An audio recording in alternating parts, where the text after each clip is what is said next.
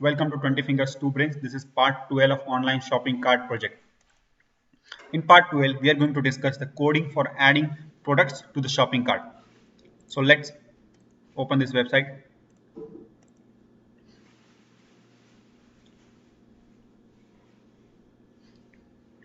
In this shopping cart, when user clicks on add to cart, initially the shopping cart is 0, that is empty. When user clicks on it for the first time, the counter is incremented by 1. So here we have the data list. In the data list, when we open it in the edit template using the smart tag, we get this view of the design.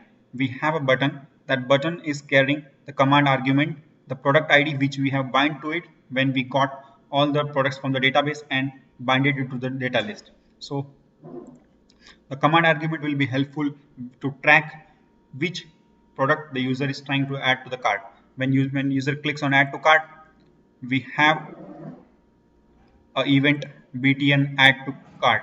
This event is generated. Initially this coding is empty, so we are going to discuss what code we have written to add the product to the shopping cart. So initially we read the value from the command argument. The command argument contains the product ID. For example, the product ID here is 1. So the product ID we are reading from the command argument and storing in a local variable product ID. Then we have product quantity. By default, we are setting the product quantity as 1. Then we have the current list item. The current list item specifies, for example, here we have 1, 2, 3, 4, 5, 6 list items. So current list item will get this list item, this entire box.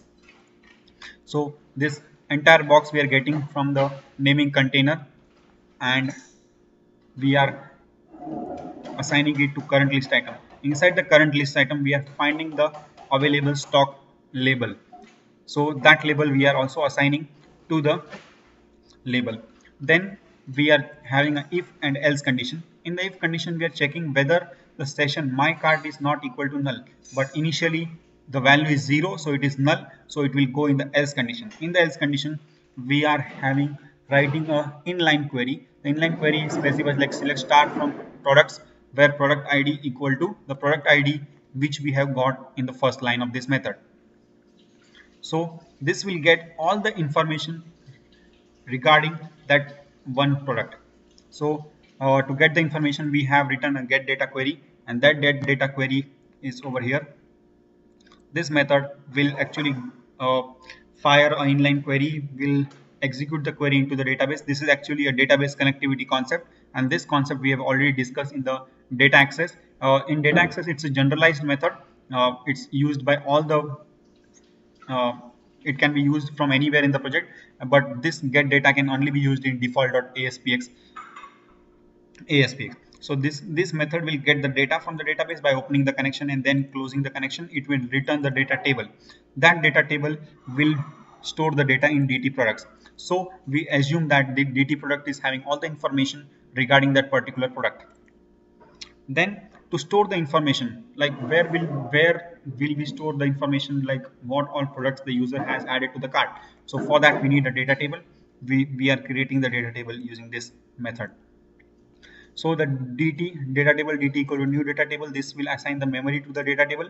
Then this line of codes will actually create the columns. The columns required are product ID, name, description, price, image URL, product quantity, and the available stock. So here what we can do is, then once we are done with the columns, we are adding the rows. For each product we are adding one row. So data row dr equal to new data row, and then we are storing all the information: product ID, name, description, price, image URL, product quantity, and the available stock. All this information we are storing in the data table, in the data row, and then finally we are adding the data row inside the data table. So this data table will contain a set of columns and a single row. Then we have the data table filled with data. That data table we are assigning into the session.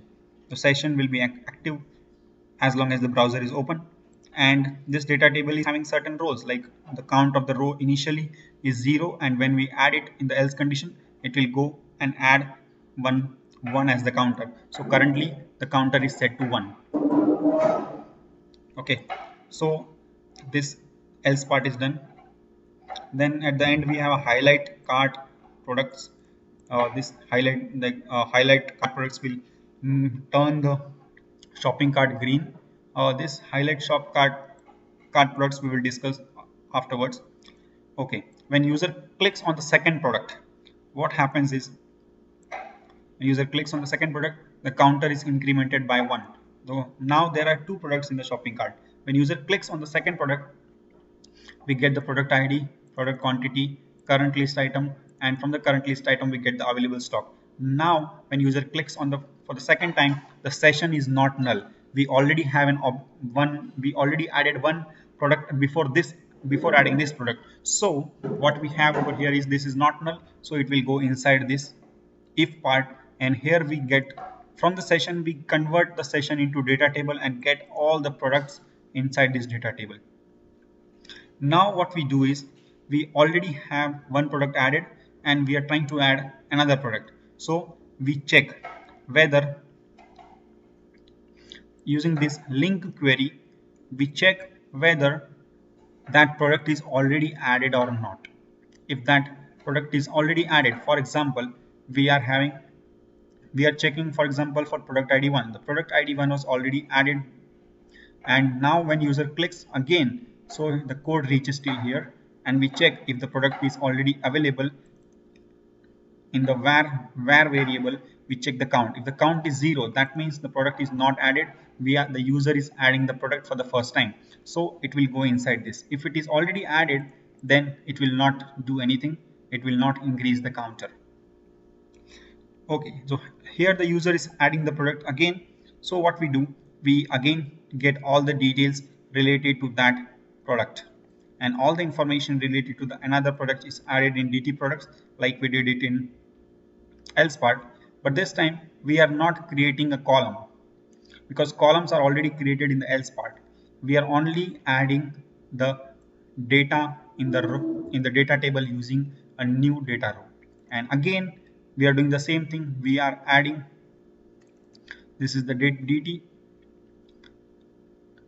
this DT we are again assigning it to the session. The session now contains the updated information. It contains 2 products, and again at the end we are updating the shopping cart title with the number of rows. Suppose I click on here, so when I click on again increased by 1, so it goes in the if part. It checks whether the product is already added or not. The product is not added, so it fetch all the information, add the information in the data row, and update the session with the latest shopping cart, and again increase the counter by 1. So this is what happening when we are storing the information. When the user clicks on add to cart, this is how the counter get incremented, and there is no post back because this entire website is inside an update panel. We are using Ajax update panel extension, so there is no post back. And how these items are getting highlighted, because we have a method at the end, highlight shopping cart product. This method we will discuss in the coming videos. So in this video we have discussed how the items are getting added to the shopping cart. Now when user clicks on the shopping cart counter,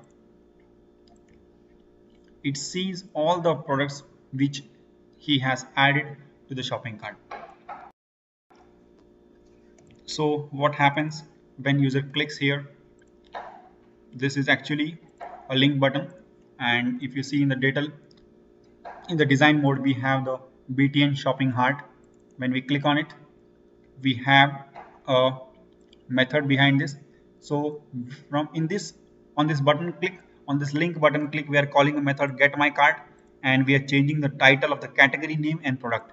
So category name is changed from products to customer details, and this is also changing products in your shopping cart, and we are calling the method get my cart. So we will discuss this get my cart in our next videos. Next video, this get my cart actually displays what all items are there in your cart, and it allows you to change the number of quantity. It also allows you to remove the product from the cart. So this was about the tutorial of adding the products to the shopping cart. Hope you like it. If you have any query, feel free to comment and also you can ask any questions on our Facebook page. Thank you for watching this video. Have a great day.